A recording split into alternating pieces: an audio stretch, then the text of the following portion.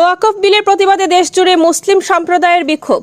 ধলাই এলাকার নন্দগ্রাম বিশাল প্রতিবাদী বিক্ষোভ মিছিল, সমাবেশ সভা, আইন প্রত্যাহারের দাবি। ওয়াকফ আইনের বিরুদ্ধে দেশজুড়ে যে প্রতিবাদ চলছে তা আগামীতে গণতান্ত্রিক পদ্ধতিতে আরও তীব্র করে তোলা হবে। একইভাবে স্বাধীন ভারতে ওয়াকফ সম্পত্তির উপর আইন করা হয়। সেই আইনের মোতাবেক এই সম্পদ মুসলিম সমাজের হতদরিদ্রদের সাহায্য সহযোগিতা সহ শিক্ষার ক্ষেত্রে ব্যবহৃত হয়ে আসছে। কিন্তু বর্তমান কেন্দ্রীয় সরকার এই আইনকে সংশোধন করে ওয়াকফ সম্পত্তির উপর হস্তক্ষেপ করে দখল করতে চাইছে। সম্প্রতি সংসদে পাশ হওয়া ওয়াকফ বিলের প্রতিবাদে দেশজুড়ে মুসলিম সম্প্রদায়ের মধ্যে তীব্র প্রতিক্রিয়া সৃষ্টি হয়েছে। এই বিলকে সংবিধান বিরোধী এবং মুসলিম বিরোধী আখ্যা দিয়ে বিভিন্ন মহল থেকে প্রতিবাদ জানানো হচ্ছে। অল ইন্ডিয়া মুসলিম পার্সোনাল ল বোর্ডের এই বিলের বিরোধিতা করে দীর্ঘমেয়াদী আন্দোলনের প্রস্তুতি নিয়েছে। আন্দোলনের প্রথম পদক্ষেপ হিসেবে বোর্ডের আহ্বানে সোমবার নন্দগ্রাম থেকে এক মিছিল বার করা হয়। কালো বেজ পরে প্রতীকী অনশন কর্মসূচি পালিত হয়। কাছাড় জেলার ধলাই বিধানসভার বিভিন্ন স্থানে এই প্রতিবাদ কর্মসূচি পালিত হয়েছে। ধলাই, পুনিমুখ, পালংঘাট, নন্দগ্রাম, রুকনিটি অঞ্চল সহ বিভিন্ন এলাকার মসজিদে মুসল্লিরা কালো বেজ পরে প্রতিবাদে মিছিল করেন। নন্দগ্রাম পুরীর মুখ জামে মসজিদের ইমাম ওয়াকফ আইন সম্পর্কে বক্তব্য রাখেন এবং কেন এর বিরোধিতা করতে হবে সে বিষয়ে ব্যাখ্যা দেন। তিনি বলেন, এই আইন সংবিধানের মূল কাঠামোর বিরোধী এবং ভারতের ধর্মনিরপেক্ষতার উপর আঘাত হানে। তাই অবিলম্বে এই আইন বাতিল করা প্রয়োজন। প্রতিবাদকারীরা জানান, এই আইন বাতিল না হওয়া পর্যন্ত তাদের আন্দোলন চলবে। আন্দোলনকে কেন্দ্র করে সতর্ক ছিল পুলিশ, তবে একদিন আন্দোলন ছিল শান্তিপূর্ণ। প্রতিবারী সভায় প্রত্যেক বক্তাই এই আইন প্রত্যাহার করার দাবি জানান। ওয়াকফ আইন বাতিল না হলে শহীদ হতেও প্রস্তুত বলে সাফ জানিয়ে দিলেন মুফতি আব্দুল জলিল। এই আন্দোলন শুধু মুসলমানদের আন্দোলন নয়, দেশের ধর্মনিরপেক্ষ সকল সম্প্রদায়ের মানুষকে এগিয়ে আসার আহ্বান জানান তিনি। অন্যান্যদের মধ্যে উপস্থিত ছিলেন নাজির আহমেদ, নিজামুদ্দিন আহমেদ, মাওলানা আবুল উদ্দিন আহমেদ, মাওলানা আব্দুল হক, মুফতি আব্দুল আহমেদ প্রমুখ। নিউজ ডেস্ক রিপোর্ট, শিলচর সংবাদ।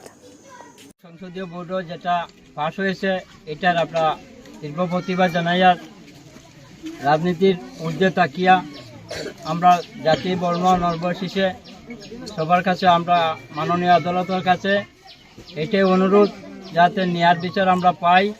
এই বলে আমরা এখানে যে আমরা নন্দগ্রাম, রাখালটিল্লা, পুনির মুখের জমায়েত হয়েছি 3টা গ্রামের মানুষ। আমরা সবে এই যে ন্যায়ের পক্ষে ন্যায়ের দাবিটা আমরা সবে মিলে জানাইতেছি যাতে ওয়াকফ বোর্ডটি বাতিল করা হয়। কেন্দ্রীয় সরকারের যেটা বিল আনছে এটা ন্যায়সঙ্গত যাতে কোর্টের মারফতে এটা আমরা যাতে পাই, এটার দাবি আমরা জানাইতেছি।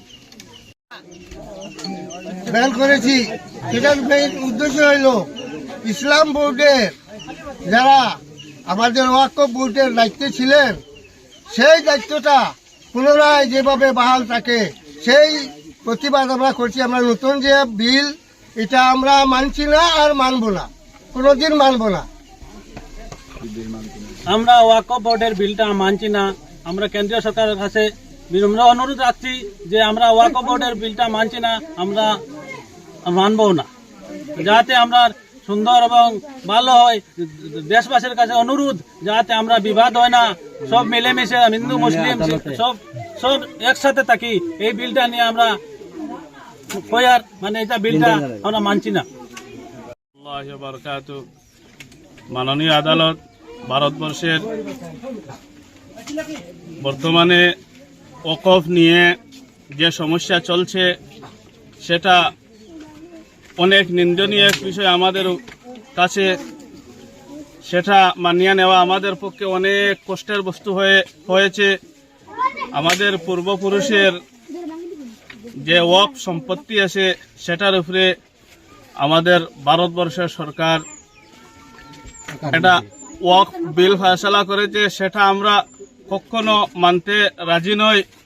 তাই আমরা ভারতবর্ষের মাননীয় আদালতের কাছে একটি বিনম্রভাবে অনুরোধ করছি যে আমরা এটা আগে যেভাবে ছিল সেভাবে থাকার জন্য। মুসলমান ভাইদের কাছে বিশেষ অনুরোধ, সরকারের যে ওয়াকফ বোর্ড বিল পাস করছে এই বিলটা আমরা কোনোদিন মানছি না আর কোনোদিন মানব না। আমরা পূর্বপুরুষের যে আইন এই আইন ঠিক আছে নির্ধারিতভাবে থাকতে আর থাকতে চাই। এই নতুন আইন আমরা কোনোদিন সরকারের মানছি না আর মানব না। এই কথা বলিয়া সরকারের কাছে আমরা বিশেষ অনুরোধ রইল যাতে পূর্বপুরুষের আইনটা বজায় রাখা যায়। আর যে কোর্ট কেসটা গেছে এই কোর্টে আমরা বিশেষ অনুরোধ রাখি আর যাতে আমরা ন্যায্য বিচার পাই, যে বিচারে আমরা সফল হইতে পারি ন্যায় বিচারটা চাই। এই বলি আমার বক্তব্য শেষ। সালামু আলাইকুম।